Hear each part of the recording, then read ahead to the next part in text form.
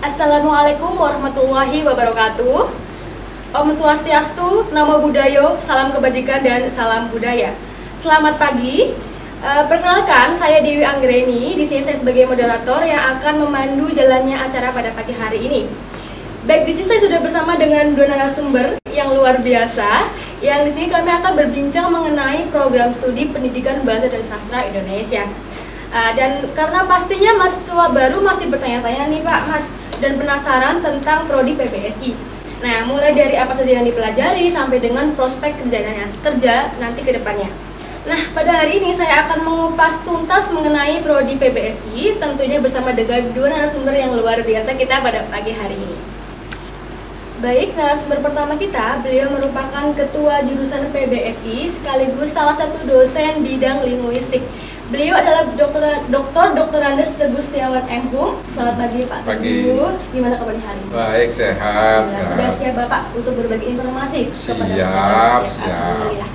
Kemudian narasumber kita yang kedua, di sini sudah ada Mas Susilo Artadinata Atmaja. Oke, Mas Susilo ini merupakan alumni PBSI angkatan 2011. Betul. Yang saat ini terjun di dunia jurnalistik. Wow. Salam kenal buat adik-adik semua. Oke, banyak sekali prestasi dan pengalaman yang dimiliki oleh Mas Susilo. Antara lain menjadi profesional Master of Ceremony berbagai acara di Yogyakarta dan sekitarnya. Menjadi presenter berita fokus di daerah Indosiar, Liputan 6 SCTV, seputar Jogja TV. Menjadi delegasi Indonesia ASEAN Youth Cultural Exposure tahun 2016 di Malaysia, Singapura, dan Thailand. Wow. Juara 3 di Sleman 2014, LO International Association of Deposit Insurers Asian Pacific Regional Committee Regional Workshop tahun 2017. Dan masih banyak prestasi dan pengalaman Mas Susilo yang tidak saya sebutkan semuanya karena waktunya yang sangat singkat ya teman-teman. Oke, selain itu juga selama menjadi mahasiswa, Mas Susilo aktif berorganisasi ya Mas selama di UNY. Tahun 2011-2012 menjadi staf pengembangan sumber daya mahasiswa PSDM di Hima PBSI UNY. Kemudian 2012-2013 bergabung dengan unit kegiatan mahasiswa penelitian UNY. Wow, UKM penelitian. 2013-2014 menjadi Departemen Olahraga, Seni dan Budaya Badan Eksekutif Mahasiswa FBS UNY. Dan 2014-2016 menjadi Partnership Department di Dimas Diajeng Sleman. Wow, luar biasa ya teman-teman. Nah, kita langsung masuk ke pertanyaannya nih. Untuk Pak Teguh yang pertama Pak. Ya. Di luar sana mahasiswa baru pasti masih bingung apa sih PBSI gitu ya. Jadi jelaskan secara singkat mengenai apa itu PBSI Pak. Baik. Jadi PBSI itu kependekan ya dari Pendidikan Bahasa dan Sastra Indonesia. Itu kalau yang baru masuk bingung karena itu nama jurusan atau nama prodi. Sesungguhnya PBSI itu awalnya adalah jurusan sekaligus prodi karena awalnya hanya satu program studi. Kemudian ketika berubah dari dulu IKIP menjadi universitas tahun 2000-an menjadi Universitas Negeri Jakarta, muncul satu program studi baru namanya Sastra Indonesia. Nah, oleh karena itu jurusannya namanya Jurusan Pendidikan Bahasa dan Sastra Indonesia. Di dalamnya ada dua program studi yang namanya hampir sama dengan jurusan. Satu PBSI, yaitu Program Pendidikan Bahasa dan Sastra Indonesia. Yang kedua adalah Sastra Indonesia. Dengan kata lain, PBSI itu bisa sebagai nama jurusan, bisa juga sebagai nama program studi, yaitu program studi PBSI. Selain yang satunya adalah yang Sastra Indonesia, atau biasa disebut dengan Sasindo. Jadi dua program studi itu ada di bawah jurusan PBSI. Nah, yang mahasiswa baru ini yang PBSI, program studinya PBSI, jurusannya PBSI. Yang Sasindo juga nanti program studinya Sastra Indonesia, jurusannya PBSI. Jadi satu jurusan tapi ada dua program studi. Yang satu kependidikan, yang satu non kependidikan. Itu.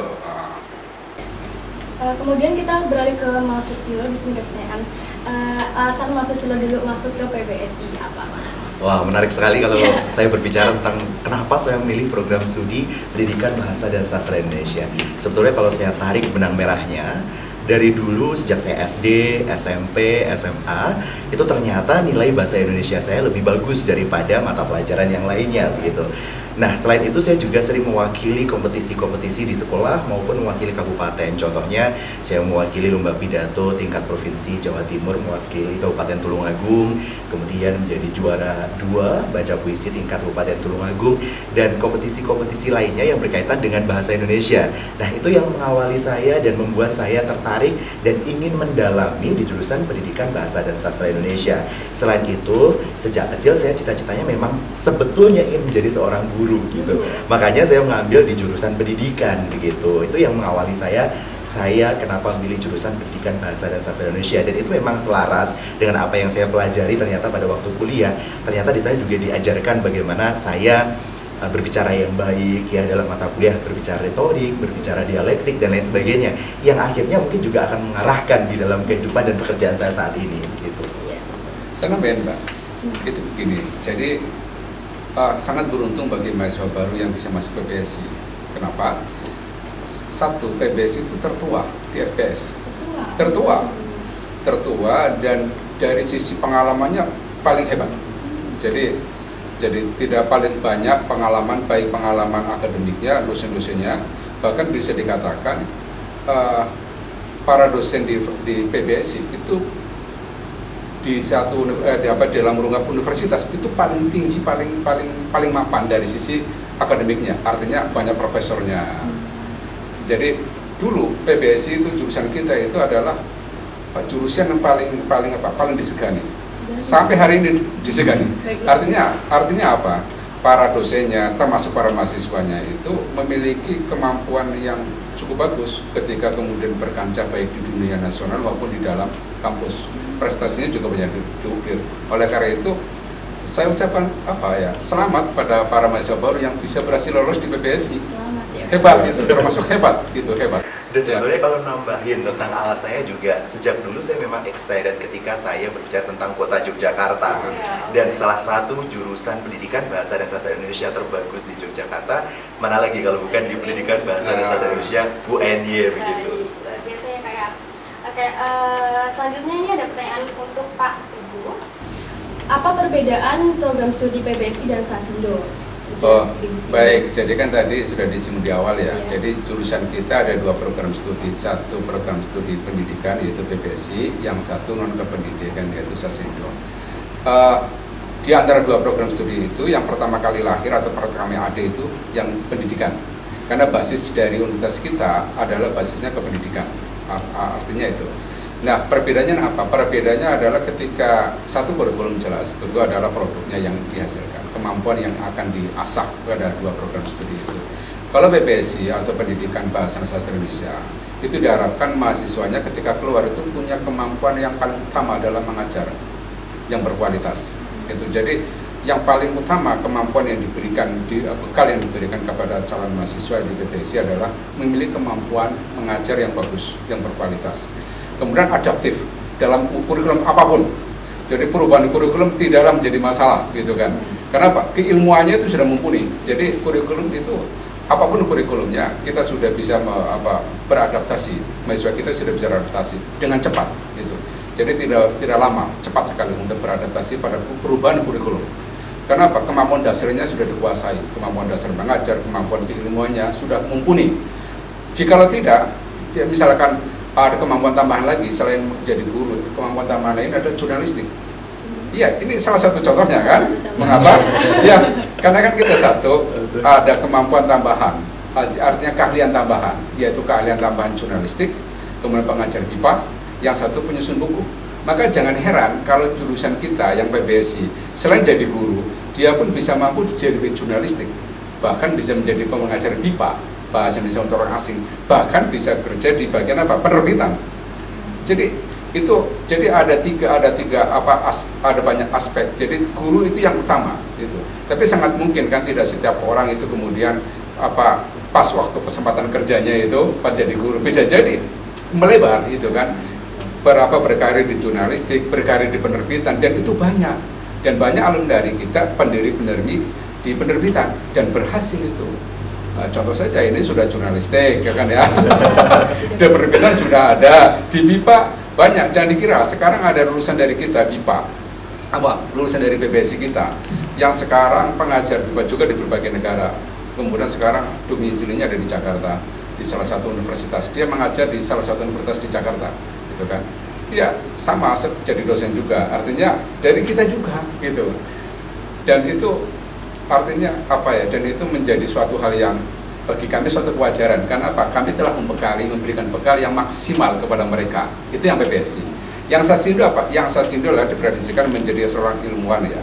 Artinya ilmuwan bidang sastra maupun ilmuwan dalam bidang kebahasaan, baik bahasa maupun sastra. Jadi di dalam kurikulumnya itu nanti di dalam kurikulum Sasindo Sastra Indonesia itu ada dua pilihan. Selain ada keahlian atau mata kuliah yang sama sebagai bentuk rata-rata keilmuannya sama, pada bagian akhir, pada bagian semester 4 nanti ada pilihan. Dia milih ke sastra atau milih ke linguistik. Kalau dia milih ke sastra, maka dia memiliki keahlian di bidang sastra.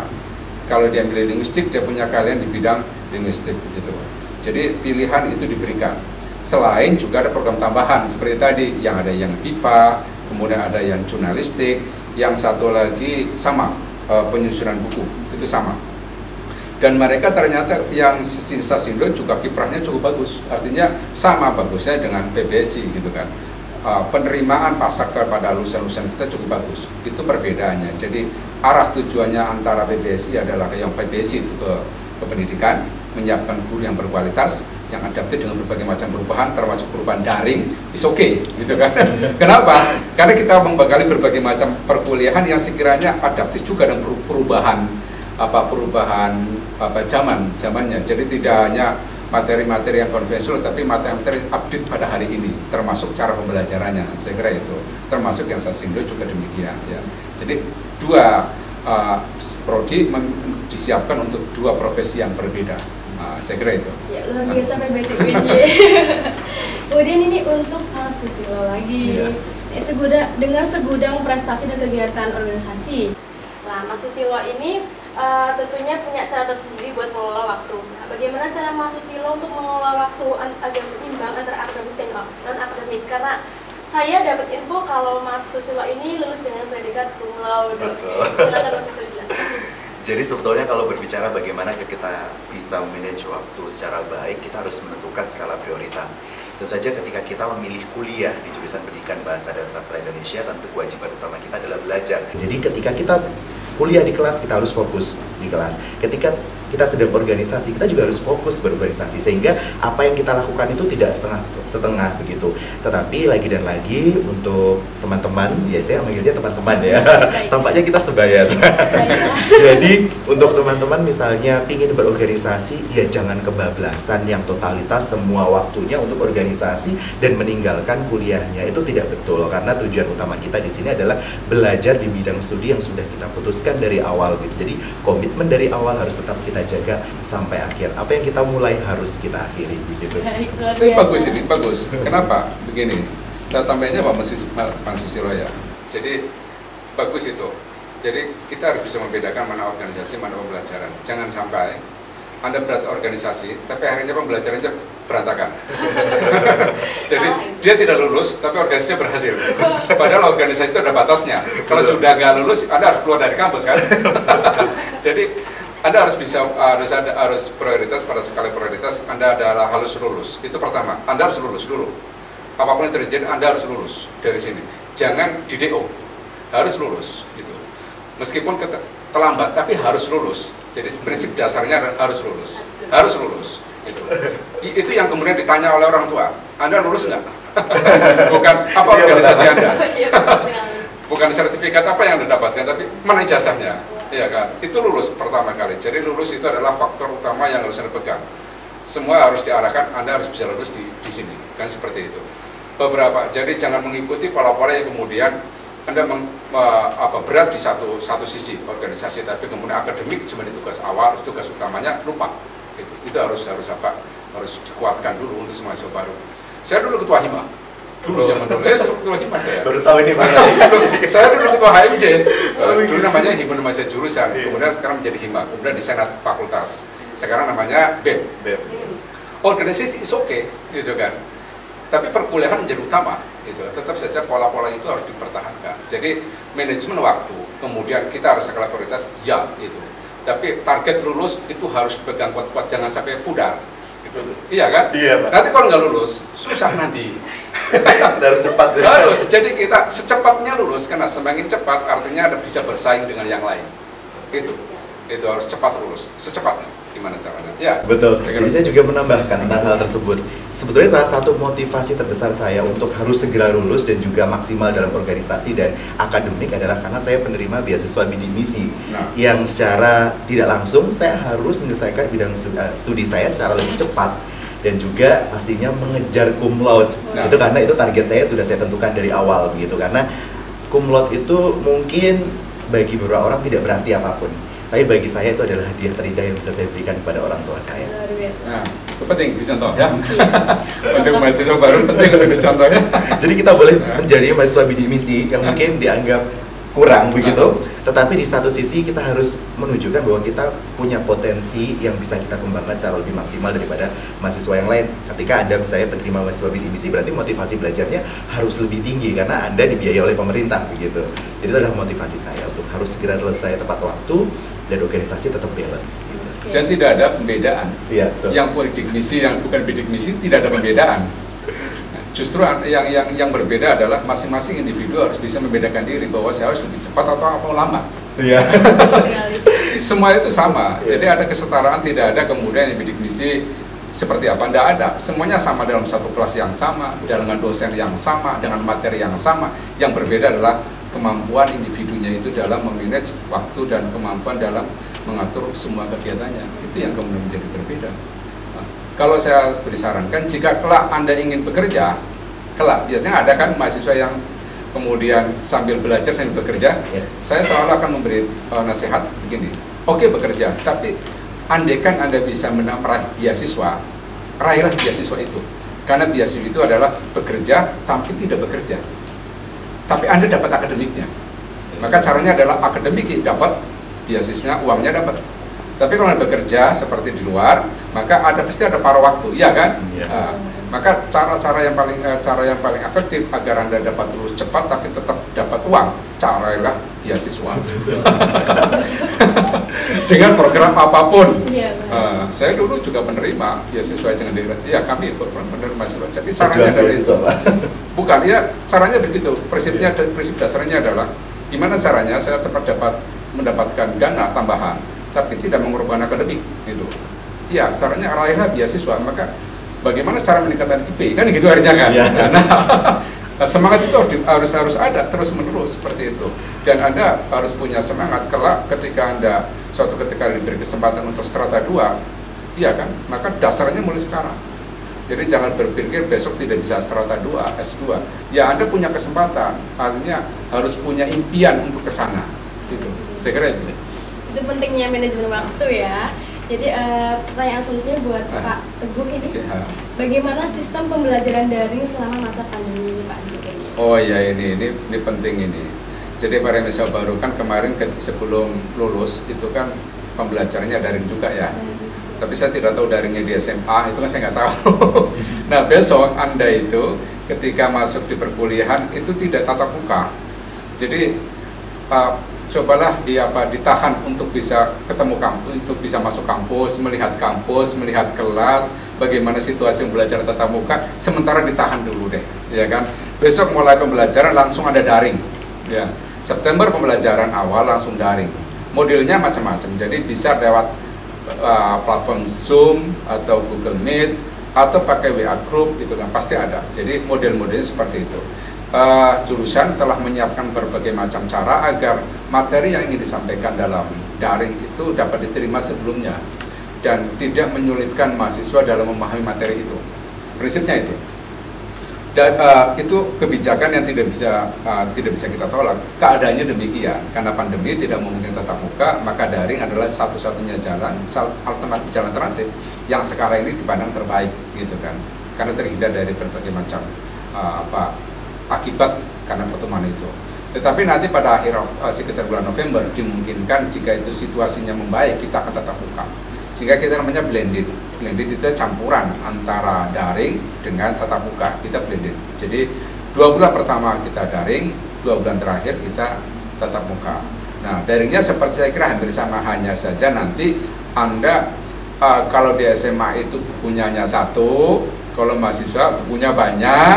Nah, itu yang jadi masalah bukunya dapat dari mana, kan gitu kan ya. Kalau di daerah sulit cari bukunya, itu kemudian cari aksesnya sulit, barangkali tidak ada buku-buku sifatnya buku akademik perguruan tinggi. Tidak semua kota itu ada buku perguruan tinggi. Kalau buku SMA banyak, tapi buku perguruan tinggi belum tentu ada. Maka kami mencoba kepada para dosen juga, tolong deh kalau kemudian membutuhkan buku yang sekiranya sulit, kalau sekiranya ada filenya diupload, diunggah. Atau kemudian PPT-nya kalau itu materinya sedemikian rupa agar untuk khusus semester 1 itu mudah dipahami gitu. Karena mereka baru akan masuk ke universitas, masuk kuliah, materinya berbeda jauh dengan yang ada di SMA. Jika itu kemudian materinya itu jauh berbeda, kemudian tidak disiapkan dengan baik, ya khawatir saja kemudian bingung, membuat mereka bingung gitu kan. Tidak, ketika pemahamannya tidak parsial, tidak komprehensif. Oleh karena itu kami sudah berkoordinasi dengan para dosen di jurusan agar bagaimana pelaksanaan daring itu nanti menjadi lebih mudah, bukan menjadi kendala, tapi menjadi kemudahan bagi mereka untuk memahami materi, keseluruhan materi diajarkan. Saya kira itu. Baik, ini masih untuk Pak Teguh. Iya. Baru-baru ini Menteri Pendidikan mencanangkan kebijakan kampus merdeka, Pak. Bagaimana penerapan kampus merdeka itu sendiri di UNY? Oh ya, baik. Ini ada perubahan. Jadi kurikulum, jadi kampus merdeka itu tercermin dari perubahan kurikulum.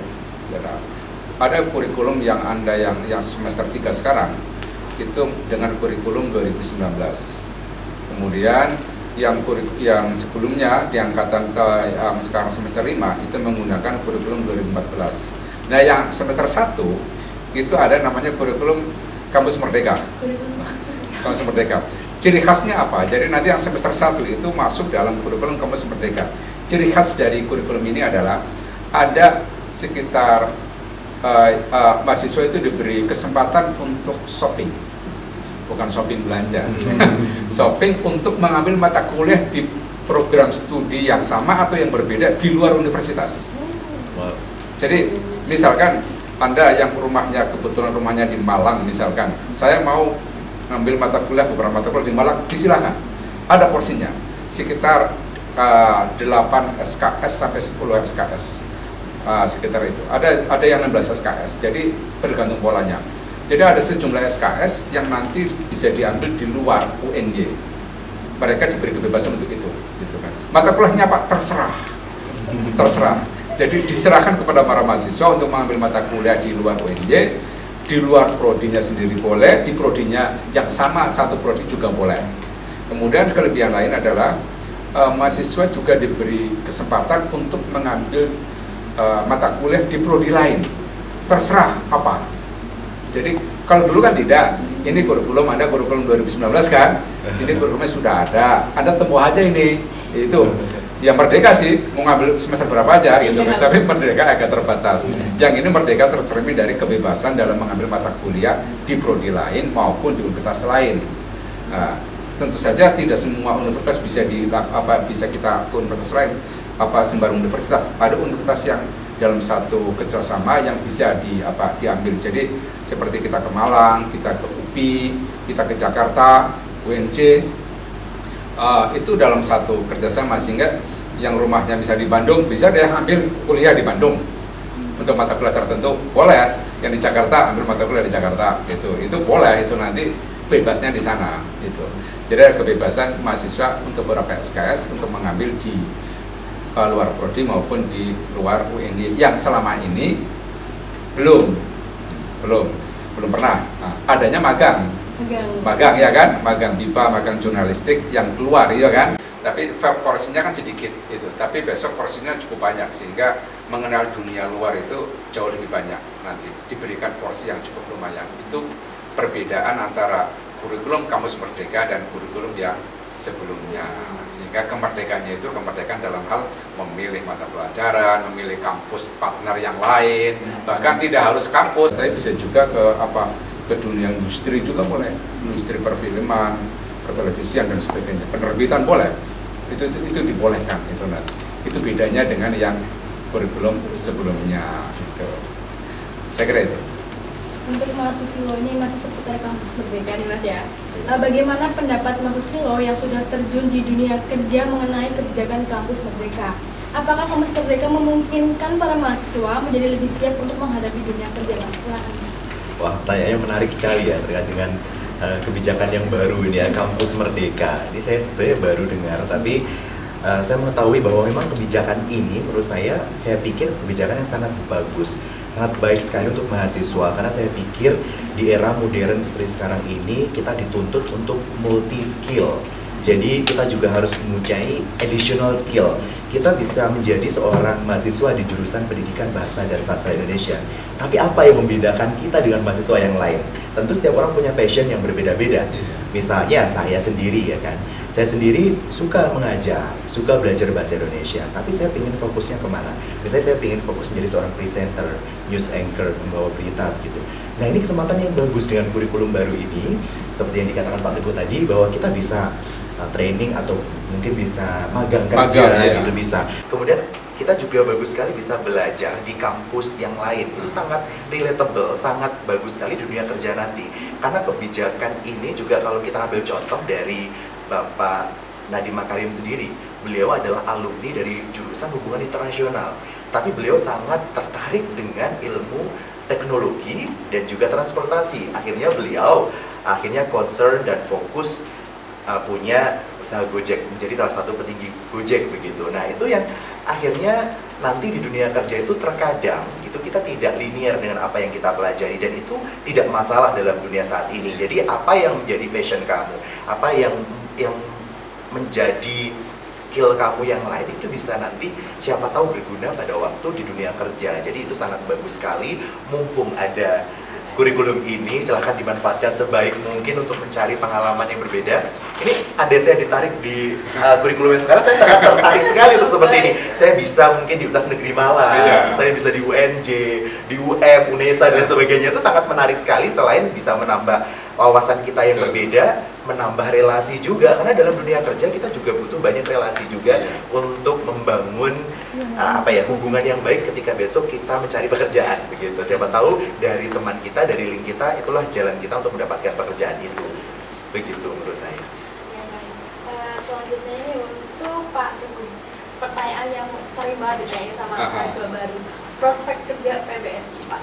Apakah selamanya jadi guru, seluruh jadi guru gitu Pak? Baik, begini, memang jadi tujuan dari program pendidikan bahasa dan sastra Indonesia adalah mencetak guru.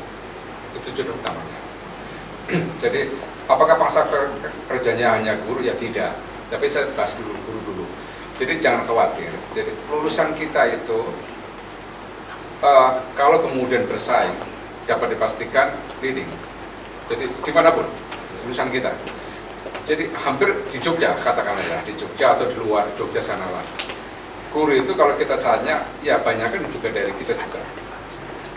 Jarang yang nganggur lulusan kita itu. Jarang yang nganggur. Kalau jadi guru, betul-betul hebat. Jadi mereka terserap dunia kerja di bidang keguruan cukup tinggi sekali. Karena tujuan utamanya itu. Tapi jikalau nanti tidak terserap dalam bidang keguruan, oleh suatu sebab tertentu, dia kan punya skill lain, punya karya lain. Jadi bisa ke jurnalistik, kemudian ke satu adalah ke penerbitan, gitu, atau pembelajaran bahasa asing ke IPA itu. Jadi skill itu sengaja diberikan untuk bisa bersaing, punya daya saing tambahan. Tidak hanya sebagai guru, tapi punya daya saing tambahan untuk bisa melebarkan sayap pekerjaannya seperti apa. Itu nanti ke sana, arahnya ke sana. Jadi jangan khawatir deh kalau tidak dapat pekerjaan. Jangan khawatir. Jadi prinsipnya adalah bahwa kami mencoba membentuk karakter mahasiswa agar betul-betul menjadi mahasiswa yang nanti kelak menjadi guru yang berkualitas. Jelas guru yang berkualitas itu tujuan utamanya. Dan bisa berdaya saing. Untuk kita lihat hampir yang kemudian yang SM3T, ya SM3T banyak dari kita. Kalau anda kemana saja, itu kalau kemudian kita ke SMA mana saja, ke SMP mana saja, kalau kita masuk pasti ada alumni dari kita, pasti alumni dari kita, gitu. Jadi tidak usah khawatir nanti kemudian tidak dapat, pasti dapat deh, gitu. Ilmu kita sudah mumpuni, kita bisa punya daya saing yang tinggi, gitu kan. Dan jangan lupa kita itu jurusan kita diberi kewenangan, semacam kewenangan dari pusat, karena tidak semuanya untuk menyelenggarakan PPG, pendidikan profesi guru, dan tidak semua universitas atau semua jurusan diberi hak atau diberi kuasa untuk itu, gitu. Dan kita diberi mandat untuk menyelenggarakan itu. Jadi banyak dari guru-guru di seluruh Indonesia itu ada yang kemudian harus menempuh PPG di tempat kita, jurusan kita. Jadi itu karena apa? Karena trust dan kepercayaan luar kepada kita tinggi sekali. Karena tinggi, maka kita harus mempertahankan kualitas dan mempertahankan semuanya itu, agar trust itu kemudian kepercayaan itu dari luar ke kita itu bisa bertahan, gitu. Dan kita berhasil mempertahankan itu. Bangga sekali pastinya, Mas Bro. Saya kira itu. Kemudian untuk Mas Susilo, sebagai orang yang pernah menjadi mahasiswa PBSI, skill apa yang menurut Mas Susilo ini wajib dimiliki oleh seorang mahasiswa PBSI? Wah, skill apa yang harus dimiliki oleh mahasiswa PBSI? Pastinya yang pertama adalah dapat mengajar secara baik dan berkualitas dan menarik. Karena jurusan kita di Pendidikan Bahasa dan Sastra Indonesia itu adalah goals kita yang pertama.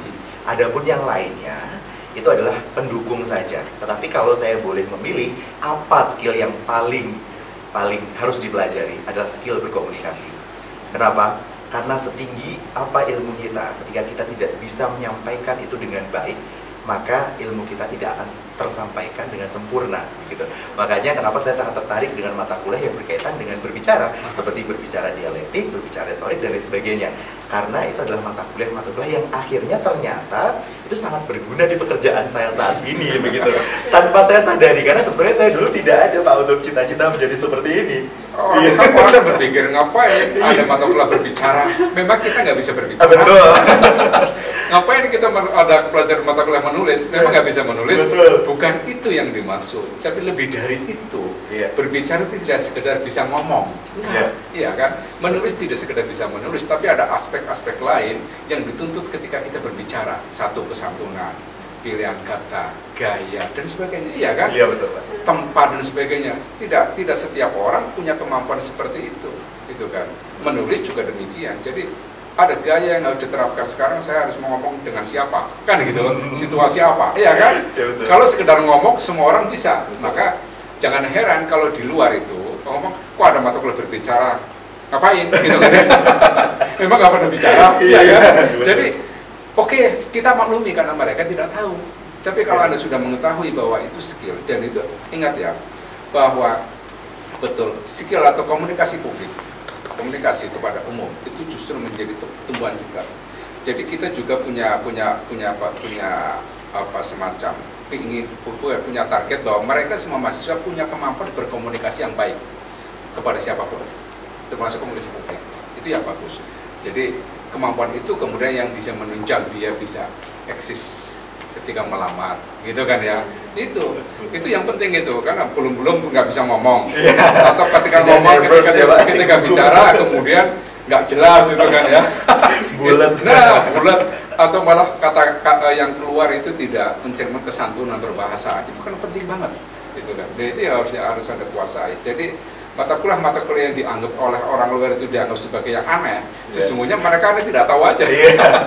Tidak tahu, itu kan ya. Dan itu kemampuan berbahasa untuk mahasiswa PBSI harusnya menjadi pembeda dengan mahasiswa di jurusan-jurusan yang lain. Karena kita fokus mempelajari bahasa Indonesia. Kalau Anda sebagai mahasiswa jurusan Pendidikan Bahasa dan Sastra Indonesia, tapi public speakingnya atau cara Anda berbicara tidak baik, tidak santun, tidak runut, tidak bagus, maka perlu dipertanyakan. Baik, ini masih untuk Mas Susilo ya. Ketika menjadi mahasiswa tentunya ada waktu di mana merasa jenuh belajar, Mas. Nah, bagaimana cara Mas Susilo mengatasi kejenuhan dalam belajar? Sebetulnya jenuh itu adalah suatu sifat manusiawi dalam kita hidup, begitu ya. Setiap orang pasti pernah merasakan namanya jenuh. Namun bagaimana kita menghandle kejenuhan kita itu tergantung dari setiap individu. Biasanya jenuh itu dikarenakan kita melakukan aktivitas yang terus-menerus yang sama begitu.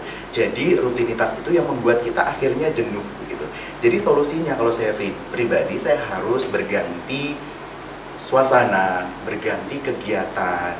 Mungkin juga saya akan melakukan liburan atau sekedar saya jalan-jalan, saya tidak terus ada di dalam kos saja. Itu adalah hal-hal kecil yang bisa kita lakukan untuk menghilangkan rasa jenuh. Tentu setiap orang memiliki caranya masing-masing untuk menghilangkan rasa jenuh. Ada yang menghilangkan rasa jenuh dengan baca novel, nonton film, ada juga yang mungkin nonton konser, dan itu sah-sah saja dilakukan sekali dua kali untuk membuat suasana hati kita lebih rileks lagi agar berikutnya, hari berikutnya kita sudah siap terima pembelajaran baru. Pernah jenuh ya? Pastinya lah. Saya juga pernah jenuh, kira saya juga mantan mahasiswa kan? Sebagai dosen kadang juga jenuh ya Pak? Wah jenuh, jadi saya juga mantan mahasiswa, jadi apalagi nanti kalau Anda mengerjakan tugas akhir skripsi itu dengan kejenuhannya tinggi sekali itu. Ada buka laptop udah males-males. Langsung ngantuk ya Pak, buka laptop ya? Jadi hampir semuanya pun ada tinggal kejenuhan, hanya saja cara menghilangkan kejenuhan kan setiap orang beda-beda. Tergantung zamannya juga kan. Zaman kami nggak ada HP, nggak ada apa. Paling juga kalau jenuh jalan kaki biar capek. Jalan kaki biar capek, nyampe rumah tidur. Selesai. Nah, jadi ada kalau biasa rasa jenuhnya dengan cara bagaimana, atau bertandang ke rumah teman gitu kan ya, ngobrol-ngobrol itu. Iya, karena situasinya beda. Kalau kami kan tidak ada fasilitas seperti sekarang ini. Sekarang kalau jenuh main game. Oh iya. Atau WA dan sebagainya, atau justru main gamenya lebih banyak. Betul, Mobile Legend ya. Jadi ini harus apa? Ya setiap orang punya cara deh. Tapi bahwa jenuh itu hal yang sangat wajar. Setiap orang pasti akan mengalaminya. Tapi jangan berhenti di jenuhnya itu, kemudian meninggalkan aktivitas itu bubar. Itu yang salah. Jenuh itu boleh. Itu sangat wajar dan manusiawi ya. Betul. Pekerjaan apapun sehebat Anda melihat saya barangkali nyaman, ya ada jenuhnya juga tiap hari ya kan. Jadi ketua jurusan juga. Jadi ada tingkat kejenuhan, karena ada rutinitas yang tidak mungkin dihindari, dan rutinitas itu sama kemudian dengan kejenuhan. Jenuh itu ada, tetapi bahwa kejenuhan itu biasalah, tetapi harus disadari bahwa itu sifatnya sementara saja. Kita harus kembali lagi pada pekerjaan atau aktivitas yang harus kita tuntaskan sampai selesai kan. Betul. Itu kembali lagi ke skala prioritas dan tujuan hidup gitu ya. Itu yang harus selalu dipegang menjadi komitmen gitu, biar nggak kebablasan. Jenuh terus. Betul. Ya betul itu. Baik, ini ada pertanyaan terakhir untuk Pak Teguh. Iya. Apa pesan Bapak untuk mahasiswa baru PBS UIN 2020 ini, Pak? Baik, pesannya begini. Anda kan sudah bersusah payah belajar, ketika lulus SMA belajar lagi untuk UTBK, belajar lagi untuk berbagai macam tes, kemudian Anda masuklah ke sini tersaring dari berbagai ratusan orang, ribuan orang masuk di UNJ, dan itu adalah prestasi yang hebat. Anda sudah masuk ke sini, dan prestasi itu jangan disia-siakan, yang jelas itu. Jadi ketika Anda sudah masuk di sini di UNJ dan Anda menjadi orang pilihan dari sekian banyak orang yang ingin masuk di UNJ, apalagi jurusan PPSI, itu paling Anda orang pilihan. Karena Anda orang pilihan, maka syukurilah itu yang pertama dan pertahankan itu. Maka ketika Anda sudah masuk ke dalam jurusan kita, KOP kita, PPSI, belajarlah yang baik dan tuntaskan visi Anda. Ketika Anda keluar dari rumah Anda, pamitan kepada orang tua, saya mau kuliah, maka hitunglah kapan Anda balik lagi ke sana bawa ijazah. Iya kan? Jangan balik lagi dengan tanpa apapun. Anda ketika keluar dari rumah pamit untuk ke studi di sini, maka tolong itu Anda menjadi pegangan bahwa Anda punya visi untuk menyelesaikan tugas Anda belajar di sini. Ingat, orang tua Anda berharap, sangat berharap Anda lulus. Dengan apapun namanya, Anda diharapkan, sangat diharapkan oleh orang tua Anda lulus. Jikalau Anda di tengah jalan itu di suatu perkuliahan Anda bingung, Anda kacau dan sebagainya, konsultasikan dengan dosen Anda. Kemudian jangan lupa, Anda jangan putus asa. Putus asa itu pasti ada nanti kelak, tapi jangan sampai putus asa. Ada rasa-rasa itu, tapi usahakan jangan sampai seperti itu. Ingat, selalu ingatlah Anda dengan orang tua Anda, karena Anda diharapkan lulus oleh orang tua Anda. Maka berjanjilah pada diri Anda untuk menyelesaikan pergaulan Anda, baik untuk diri Anda maupun kepada orang tua. Salah satu anak yang baik, ya kan, adalah mencoba meluluskan atau mencoba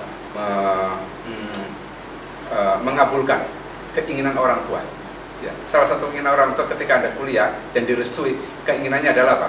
Lulus dengan baik. Dan itu harus Anda pegang dengan kuat.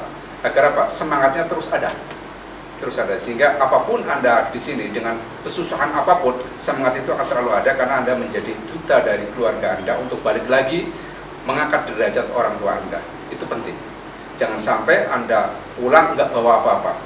Maka kerugiannya cukup banyak. Rugi umur, rugi biaya, rugi kesempatan, dan masih banyak lagi, ya kan?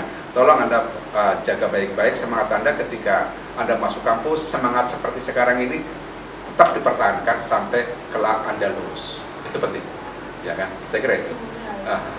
Baik, jawaban dari Pak Teguh sekaligus menjadi penutup perbincangan kita pada pagi hari ini.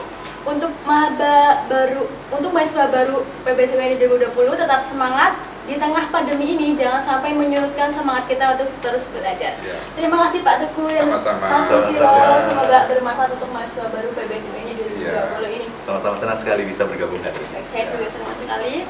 Saya Dewi Anggiani pamit undur diri. Terima kasih. Wassalamualaikum warahmatullahi wabarakatuh. Waalaikumsalam warahmatullahi wabarakatuh.